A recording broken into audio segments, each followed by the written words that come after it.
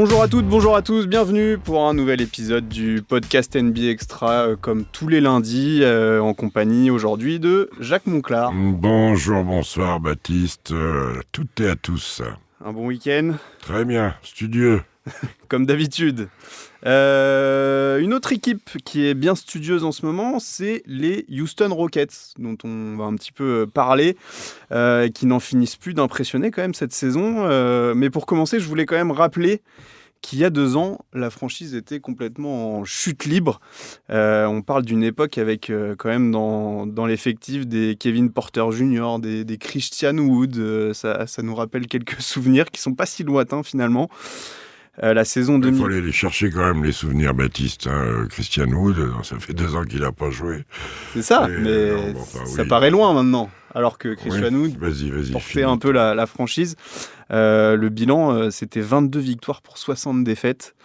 Depuis, y a eu du changement. Il y a eu Ime Udoka, évidemment, qui est arrivé. Les Rockets ont continué à faire confiance à Jalen Green, ont drafté Amen Thompson. Ils ont ramené des vétérans, Van Vliet, Adams, Brooks. Et les voilà donc deuxième à l'Ouest. Comment vous pouvez... comment on explique ça On va pas toutes les semaines faire le deuxième à l'Ouest. Parce que ça fait quand même, sur notre podcast, ça fait 2 mois que on parle du deuxième ou 8-9e à l'Ouest. Ça, c'est sûr. Bon, alors, il y a une rotation. Non, mais c'était faire un petit... Oui, non, mais la rotation, elle est normale, elle est souvent due au calendrier. Elle est souvent due aux joueurs blessés, et en l'occurrence, Houston fait partie des équipes qui sont impressionnantes en ce moment, mais à l'Ouest, en ce moment, il y a des équipes qui sont impressionnantes. Elles sont impressionnantes pourquoi ? Et je dirais qui est impressionnant avec Houston en ce moment.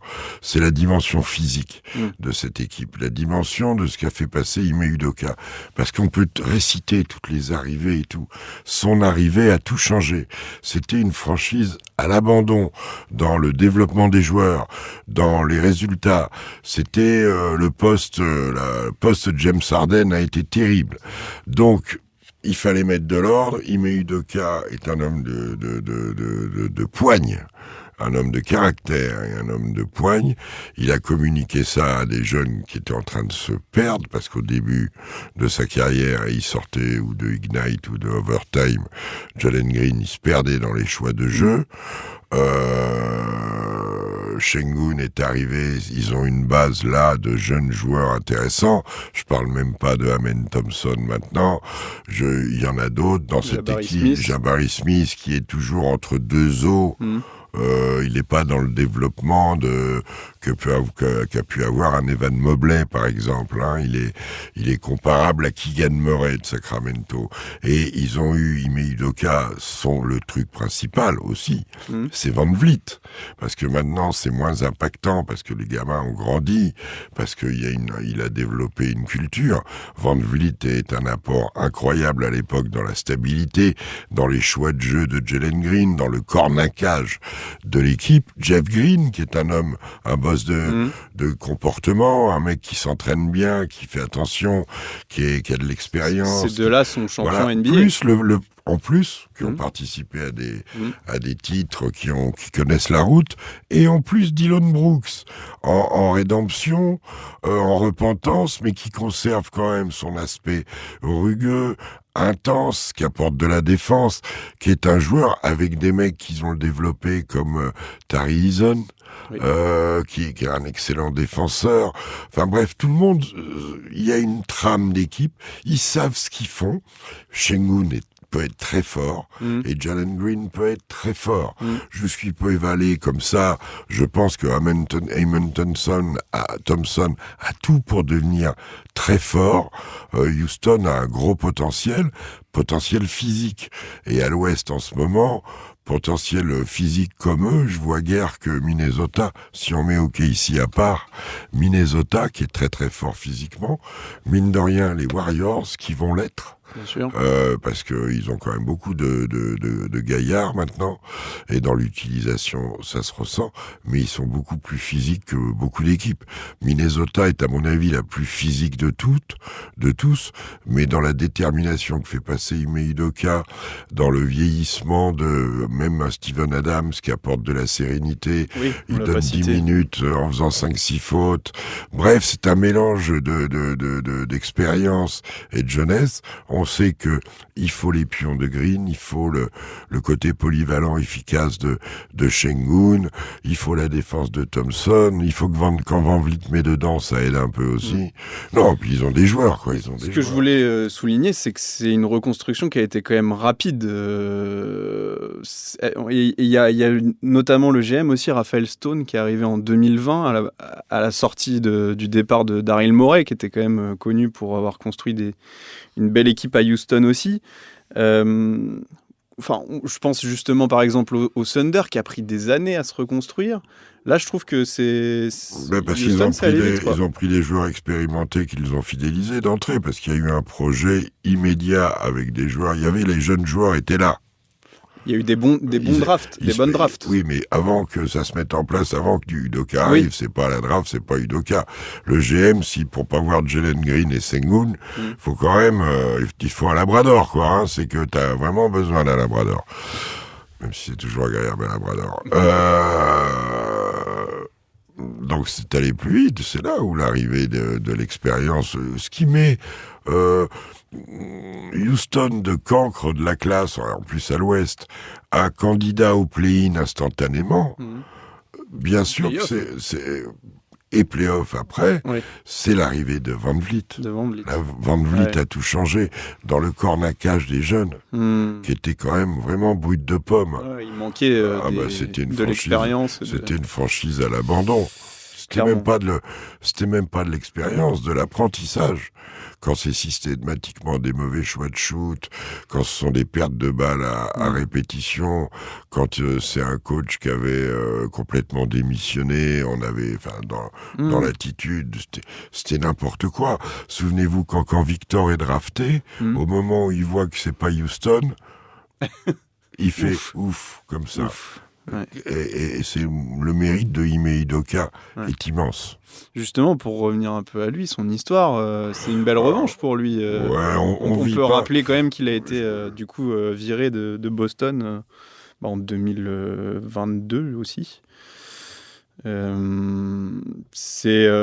Pour lui, c'est quand même. C'est 2022. Ils perdent en 2022 en finale contre Miami. Et il fait pas la reprise. C'est ça. Et donc, après, c'est des histoires on n'a jamais. C'est dur d'en parler parce qu'ils n'ont jamais communiqué ni les uns ni les autres. Et lui est reparti un petit peu dans l'ombre. Ah bah oui, là t'as une période quand il se passe un truc comme ça, avec une institution comme Boston, avec un joueur labellisé formation Popovich, un entraîneur en plein développement qui va au final NBA, qui déjà s'était affirmé dans le caractère. Bref, là ça devient la grande muette. Donc évidemment que tu as une traversée de désert, mais que le choix fort de Houston, c'est prendre Ime Udoka. Clairement. Qui lui fait un choix fort en faisant venir Van Vliet, faisant venir Jeff Green, maintenant Adams, maintenant des joueurs, une académie qui formate ces jeunes joueurs, qui est dur avec eux.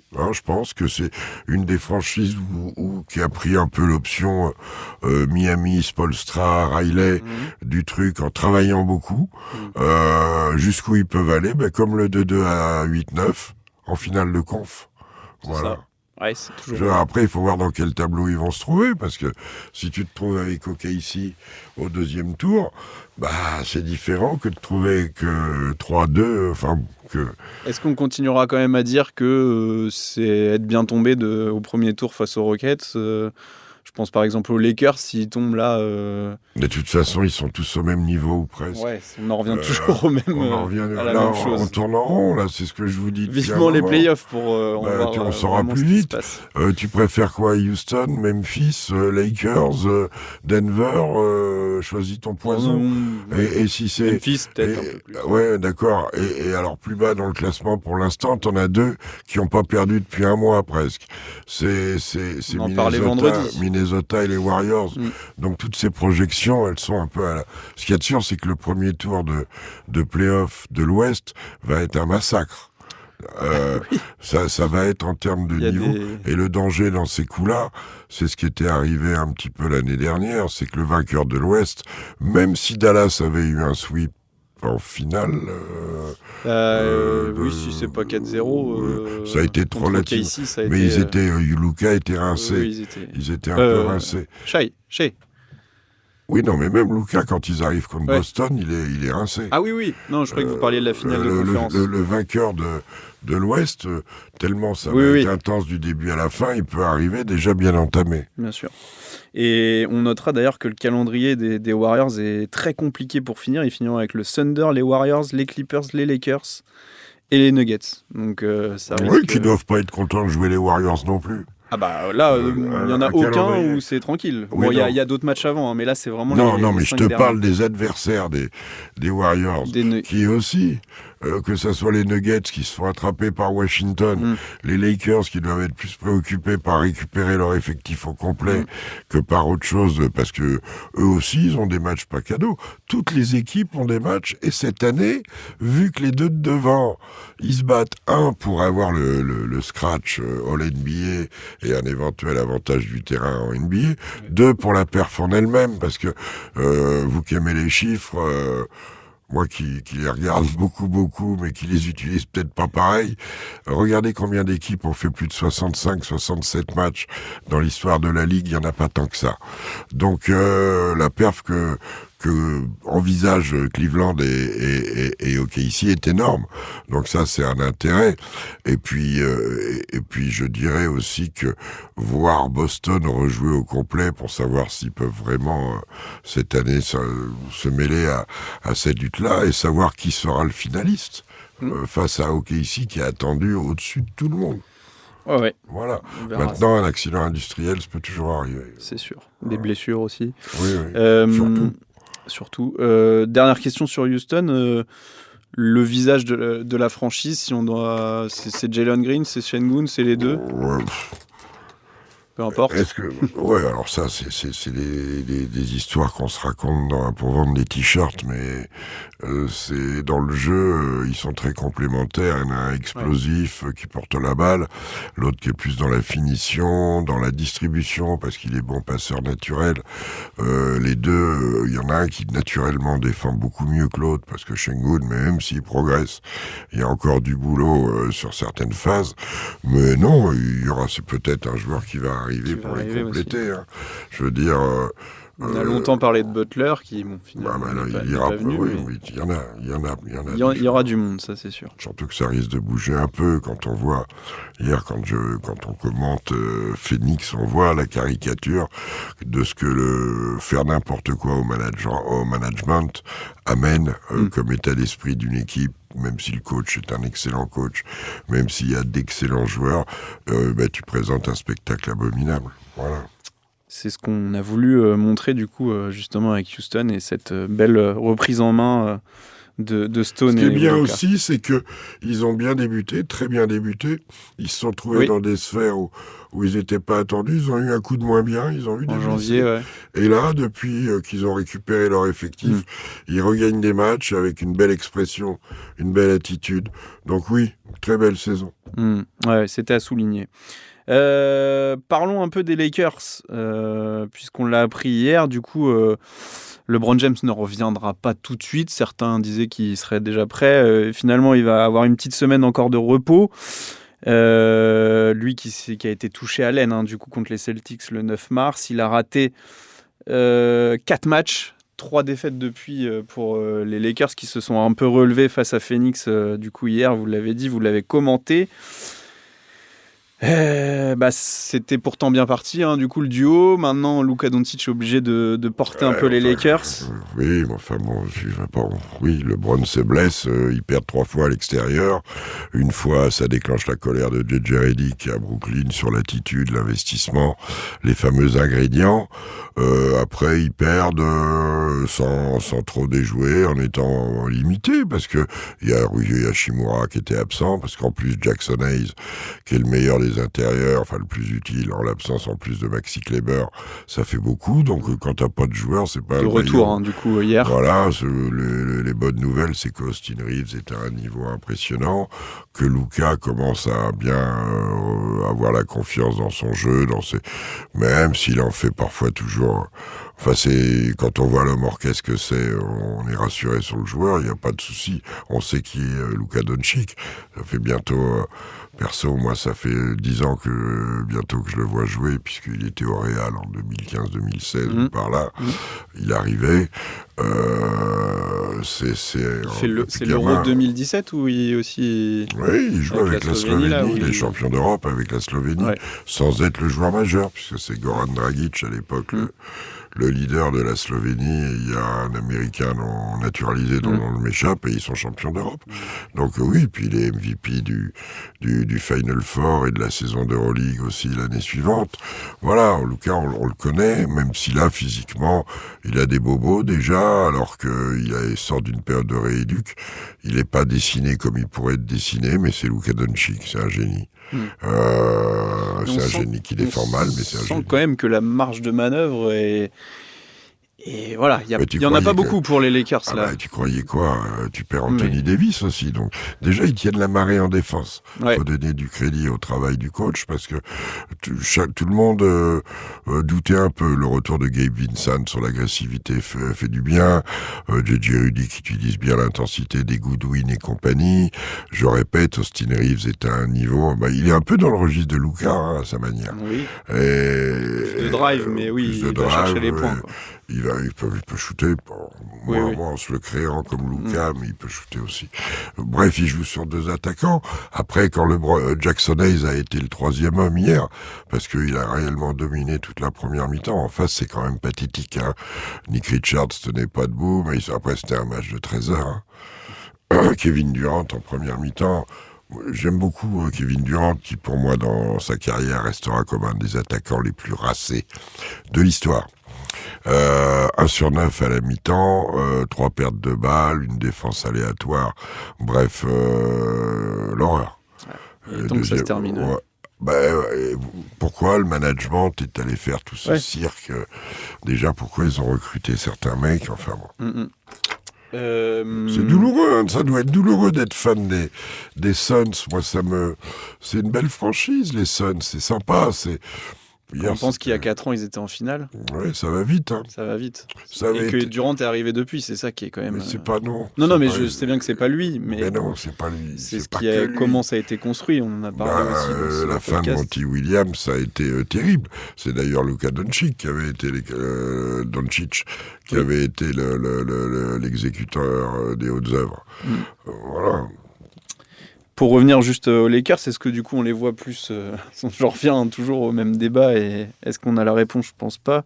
Mais là, d'ici la fin de la saison régulière, est-ce que, sachant qu'il va falloir gérer LeBron, est-ce qu'il va falloir déjà le faire jouer un peu plus un peu poussé sur son physique pour batailler et avoir une belle place en play-off, ou gérer? C'est compliqué. Je suis pas docteur. Alors là, j'en sais rien. Et puis le joueur. On sait dans tous les cas qu'il faut pas. Il a 40 ans, il connaît son corps. Si c'est joué sans, tu peux pas jouer au niveau de play-off, au niveau de match fondamentaux. Tu peux pas jouer sans tirer dessus. Parce qu'il y a des moments où c'est pas toi qui décides ce que tu fais. C'est pas l'athlétisme, le basket. Tu es dépendant des déplacements des autres, des contacts, des changements de direction, de t'arrêter, de prendre...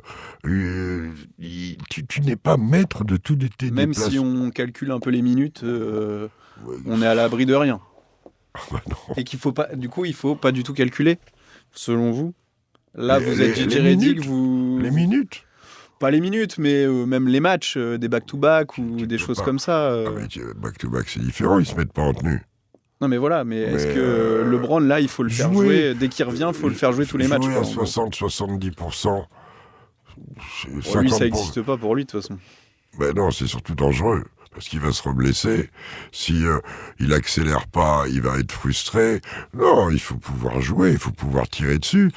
C'est un avion de chasse, LeBron. C'est 2m3, 2m5, 115 kills, qui galope comme un lapin. Inutile de te dire que dans l'aine et aux adducteurs, il faut faire attention. Parce qu'il y a des gros muscles. Et quand ça s'étire, ça fait des grosses blessures. Tout ce qui est déchirure musculaire, on parle minimum de 5-6 semaines. Là, on n'en était pas à la déchirure, mais ça a dû tirailler un petit peu. C'est un mec qui sollicite, quand tu vois la hauteur à laquelle il va encore à son âge, la vitesse qu'il est capable de prendre, la puissance qu'il dégage. Moi, je veux bien, mais bon, quand ça pète, il faut mieux faire gaffe quand ça reprend. Alors oui, il peut faire des shoots dans un coin, faire des séries, mais après, reprendre les sprints, les up and down, tu t'approches de la fin de saison, tout le monde monte en régime. Minnesota, ils ont eu la tête dans le sac tout l'hiver. Ils apparaissent au printemps comme des bolides. Les Warriors, ils ont récupéré Kuminga. Il y a juste Jimmy Butler qui est arrivé. Ils ont trouvé le grand Quentin Poto, là, le grand poste. Le poste qui est utile. Draymond Green qui met des paniers. Steph Curry qui lève ses pourcentages. Tout ça, les Clippers jouent bien. Eh oui. Et Norm Powell est revenu hier soir. Donc, à l'Ouest, de toute façon, au premier tour, c'est qu'une histoire d'avoir l'avantage du terrain. Oui. Mais enfin, l'avantage du terrain... C'est pour ça que je pose la question. Est-ce que les Lakers... mais c'est quoi l'avantage du terrain ? Une équipe en pleine dynamique, elle s'en fout. Hein. Jusqu'au dernier moment, on ne pourra pas vraiment savoir l'adversaire. Dallas, l'année dernière, va en finale NBA, au final NBA, en sortant 5e. À chaque fois, ils inversent l'avantage du terrain. Donc, l'avantage du terrain sur un niveau de 2-9, là, parce que j'ai du mal à penser que Phoenix ou Dallas puisse avoir un rôle dans les playoffs, à part pour Phoenix peut-être gagner un match ou deux, mais les play-in. S'ils y arrivaient en playoff. Oui, c'est ça, il y a en playoff, d'accord. On verra ça, en tout cas, il n'y aura pas trop de calculs à faire et on verra les résultats. Non, puis on va regarder vite fait à l'Est, on va regarder un peu le retour de Porzingis, et que Jaylen Brown aussi, qui traverse une petite période plus délicate, retrouve son niveau. Tout ça est bien sympa quand même. Ça va pas être les mêmes playoffs à l'Est et à l'Ouest, mais ça va être différent et quand même sympa à regarder. Orlando, par exemple, qui bataille pour la 7e place avec l'avantage donc d'avoir 2 matchs potentiellement pour aller en playoff, revient à un bon niveau. Le match qu'ils fournissent hier est à un bon niveau. Oui. Là, ils avalent un peu l'absence de Jalen Suggs et puis celle de Mo Wagner aussi. Mais bon... Il y aura New York avec Brunson aussi, un peu dans la même situation. Il va y avoir un 3-6 New York-Détroit qui se profile, un 4-5 entre les Pacers et les Bucks qui va être d'un bon niveau. Hein. Donc, et puis après, en demi-finale de conf, on peut attendre impatiemment, s'il y a une forme de logique, Boston contre Détroit ou New York. Et celui-là, il va être mignon. Voilà. Ouais, on va voir ça. Pour finir, alors malheureusement, nos petits Français rookies sont pas jouent pas trop. Non, mais ne jouent pas trop dans ces sphères-là. Mais ils performent, notamment Alexandre Sarr. On est obligé de revenir un peu dessus quand même. Pas obligé, c'est un plaisir. Évidemment. 34 points, 6 rebonds, 5 passes. Qui plus est face à Jokic et Denver, bon. C'est pas la référence absolue d'investissement défensif pour jouer contre Washington à domicile, Nikola Jokic, mais la perf est merveilleuse. Ouais. Pourquoi ? Parce que d'abord les pourcentages sont excellents, la variété entre les alley-oop et le 3 points est impeccable, son investissement complet et puis surtout les paniers de fin de match. Une présence au contre, des paniers, enfin bref. C'est le 12e Français à le réaliser. Ça va vous faire des quiz en soirée, ça se trouve. Depuis Abdul Wahab, Tariq le premier. Oui. maintenant, donc, c'était Zachary qui était Le dernier rentré à l'avoir dans cette catégorie, en attendant le prochain qui sera, j'imagine, Bilal, un de ces jours. C'est vrai qu'il l'a pas fait juste, ça encore. permet, il y avait une enquête très détaillée dans l'équipe cette semaine. Quand j'ai vu le détail, as-tu une idée de combien de fois Tony Parker a mis plus de 30 points dans sa carrière ? Je dirais une trentaine. Mais... 56 fois, je crois. C'est beaucoup quand même. Ou 56. C'est beaucoup. Énorme. C'est beaucoup. C'est énorme. Il en a mis des points. Victor ira peut-être le chercher. Oui, il est déjà à 23 ouais, 24. C'est ça, mais... Ah non, mais Victor, c'est un cas générationnel. Tony Parker, il avait 2-3 autres coéquipiers qui scoraient aussi dans son équipe. Et c'était dans le haut de tableau. On en revient à ça. En plus du clafoutis. On peut parler aussi un petit peu de Zachary qui a encore marqué 16 points hier. Qui est très régulier. 12 points de moyenne, 4 rebonds. Ils perdent au net, c'est dommage pour eux. Oui. Bon, ils vont faire un play-in. Zach, il a toujours le même nombre de minutes. J'ai eu le plaisir de passer du temps avec ses parents à San Francisco. Ça se passe bien. Les résultats sont insuffisants pour ce qu'attend la franchise. Après, ils peuvent toujours faire un exploit en play-in et en sortir. Il s'est pas mis la pression avec ce numéro 1 de draft, j'ai l'impression. Il n'a pas le choix, surtout. Il faut pas se mettre la pression avec les choses que tu peux pas contrôler. Et Zachary, Stéphane a eu une immense carrière en Europe et aurait pu jouer en NBA, mais bon, bref, il va dans des sphères qu'il connaît pas. Il me disait, il découvre des choses, mais Zachary, il est stable, il sait ce qu'il fait, il sait ce qu'il peut faire, il sait jouer, mettre ses paniers, développer son physique, essayer de faire gagner l'équipe. Voilà, après, c'est un garçon naturellement... normal, c'est un gamin de son temps, c'est pas un leader hormis d'attitude, c'est plus dans le registre de joueurs comme ça qui sont à la fois des glue guys mais qui peuvent mettre des paniers, qui aident bien glue guy, c'est le mec qui force pas en attaque, quoi, même s'il aime, c'est un scoreur, c'est bien ce qu'il fait, il va être dans le top 3 des J'allais vous demander, ça va être un peu juste pour être rookie, pour mais gagner, ça risque d'être Castle qui gagne. Ouais. Stephen Castle commence à s'envoler là. Ouais, le gros All-Star Game médiatique, il se montre au concours de dunk, il est MVP du Rising. Là en plus il n'y a plus d'Aaron Fox, il n'y a plus Victor. Il y avait un focus, il faisait des trucs, déjà il était dans le starter quand même. Ouais. Quand ils viennent à Paris, souvenez-vous, il est starter. Donc, et puis il finit bien la saison en stats. En stats. Hormis victoire-défaite. Oui, qui reste la principale. Quand même gênant, mais bon, il fait des stats, oui. Il y a lui... Non, il y a... nos deux Français vont dans le top 4 de la saison des rookies, ce qui confirme leur classement. C'est finalement... Oui. Parce qu'il y en a qui ont eu d'autres amplitudes. Je voulais rajouter Moussa Diabaté aussi quand même. On attendait peut-être plus Salin à Charlotte. Mais... Alors autant Washington me fait mentir et arrive gagner des matchs un petit peu en ce moment. Ils en ont gagné 2 de suite. C'est une série pour eux. Cleveland, ils font des séries de 15. Ils sont à 15 victoires. Ils font des séries de 15. Oui. Washington, ils font des séries de 2. On verra bien la suite, parce qu'en fin de saison, on en gagne. Charlotte, c'est pitoyable aussi. Ils en prennent 45 hier. Ça veut plus rien dire. Voilà, ça y est. Je vois les pourcentages de certains joueurs que je citerai même pas. Et justement, j'avais une question par rapport à ça et nos Français rookies. Est-ce que c'est quand même mieux pour eux d'évoluer dans des équipes qui sont bas de tableau où il y a du temps de jeu, ou plus du coup des contenders S'ils sont comme a fait Bilal, d'une propreté, d'une efficacité, Bilal qui est blessé depuis sa chute sur le coccyx, le bas de dos, ils le mettent au repos, ou ce que fait Alex dans ce qui a été un marasme pendant longtemps à Washington. On va voir, ça frémit, parce que parfois ça change une franchise. T'as parlé de Houston, on pourrait parler de Portland, qui est en train de... Là, c'est même dans la saison, on les voyait dernier, ils sont encore en course il pour monte le museau. Est-ce que ce sera confirmé l'année prochaine? Est-ce qu'il y aura stabilité d'effectifs? Est-ce qu'il y aura développement du travail, en l'occurrence de Billups? J'en sais rien.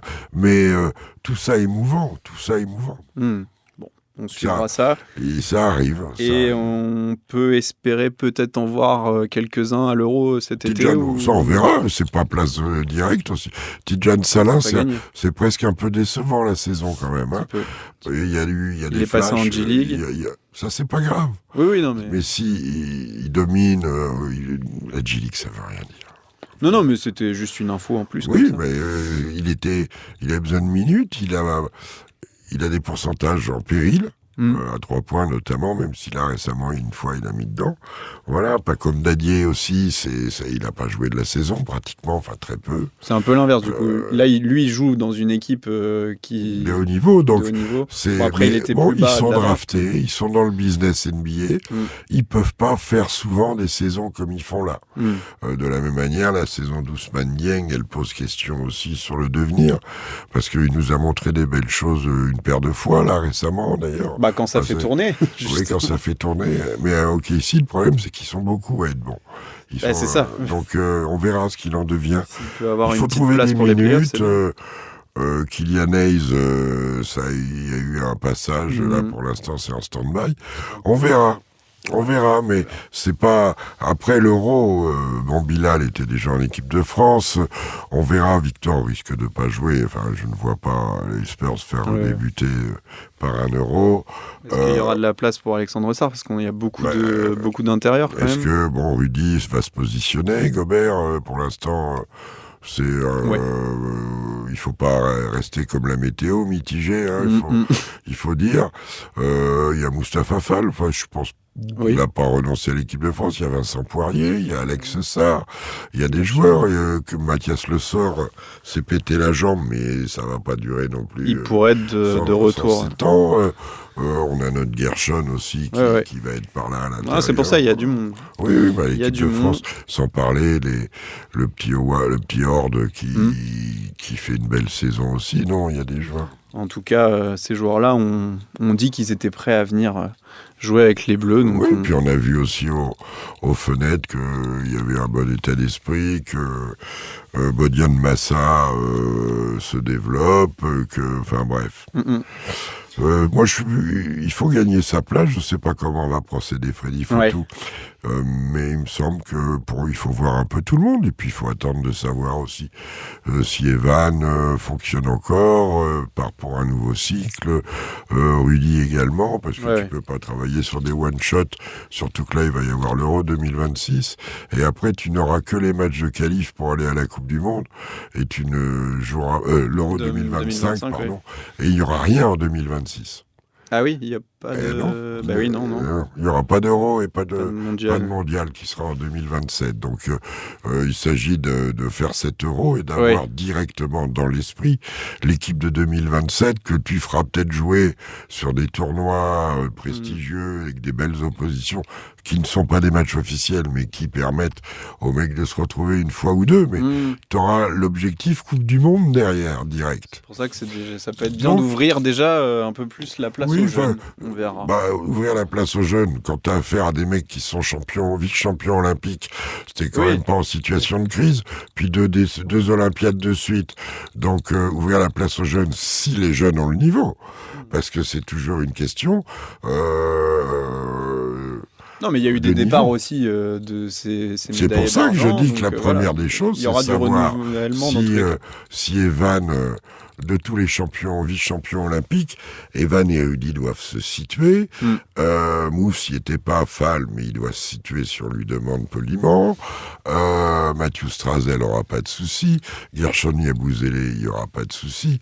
Le cas d'Andrew Albici est à définir aussi. Isaac Cordinier, il n'y aura pas de souci. Il n'y aura pas de débat. Voilà, il y a une base, il y a un nucléus. Alors oui, des jeunes, il y en a. On voit arriver Nolan Traoré, on voit arriver des joueurs en NBA. Dans le combat, Moussa Diabaté, pourquoi pas d'ailleurs venir faire un tour là-dedans. Pour l'année dernière, en partenaire d'entraînement, il y avait Maxime Reynaud, donc il n'y a pas besoin d'être obligatoirement être en NBA pour être intéressant. Il sort de 4 années à Stanford, il a 22-23 ans. C'est un joueur déjà qui est développé un petit peu, même s'il est encore un jeune joueur, surtout dans ce poste-là. Mais c'est intéressant. Il aura la draft... Il devrait être drafté entre-temps, donc il y aura peut-être d'autres chats à Début fouetter. de deuxième tour, alors qu'à mon avis, il vaut plus. Voilà. Bon, on verra ça. Il vaut mieux. Il ne sera pas d'ailleurs au March Madness. Ils ont perdu de manière douloureuse. Mais oui, on l'a vu sur l'antenne, au buzzer. Ouais. Et donc pas de March Madness, ça a été confirmé cette nuit. Oui, ça a été dans les désignés. La balle qui retombe dans les mains du mec. Le rebond, là, c'est pas possible. C'est-à-dire que le rebond, elle lui tombe dans les mains. Ouais. Il y a sans doute faute sur le rebond, par contre. Il n'était pas sur le terrain, il était à 5 fautes. Hein. C'est peut-être aussi pour ça que... il faut pas les faire. Hein. Un vainqueur, tiens, pour la Match Madness. Oh non, y en a un. Je vois que Houston est bien. Faut voir si Cooper Flagg va revenir. C'est ça va être l'interrogation. Pour Duke, normalement, il y a un process de retour. Duke, Florida Houston. est pas mal cité aussi, de ce que je voyais. Intervalle régulier, ça revient. Duke, Les habitués. On suivra ça, ce sera sur Bein. Et on vous retrouve... Il y a une bonne draft avec des jeunes joueurs. Il y a des joueurs à Rutgers, joueurs à Auburn. Il y en a 2 à Rutgers aussi. Enfin bref. On aura le temps d'y revenir. Allez, ciao tout le monde. Salut à tous, à bientôt.